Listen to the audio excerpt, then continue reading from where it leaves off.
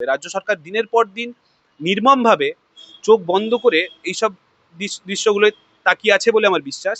যখন ন্যায্য দাবিতে ছাত্রছাত্রীরা যাচ্ছে স্টুডেন্ট ইউনিয়ন ইলেকশন করতে, তখন ব্রাত্য বসু ওইসব ছাত্রদের গাড়ি চাপা দিয়ে দিচ্ছেন।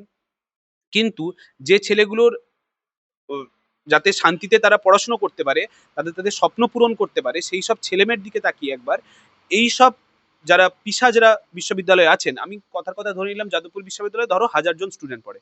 সেই ১,০০০ জনের মধ্যে এমন ৫ জন ১০ জন পিশাচ আছে যাদের এরকম মেন্টালিটি আছে, যাদেরকে রেপিং মেন্টালিটি, কিংবা বলো হয় টর্চার করতে হবে কারোকে, নয় মেন্টালি তাদেরকে অ্যাবিউজ করতে হবে। এর পদক্ষেপ যদি রাজ্য সরকার না নেয়, এই বিশ্ববিদ্যালয়ের নাম এতদিনের গর্ব সেটা কিন্তু মাটিতে মিশে যাবে। এটা শুধু বিশ্ববিদ্যালয় বলে নয়, পশ্চিমবঙ্গের যেকোনো সেক্টরে তুমি যাও, খাদ্য, শিক্ষা, স্বাস্থ্য, বাসস্থান, সব জায়গায় যে দিনের পর দিন আমরা তলানিতে গিয়ে ঠেকছি, এর দায় নিতে হবে মুখ্যমন্ত্রী মমতা বন্দ্যোপাধ্যায়কে।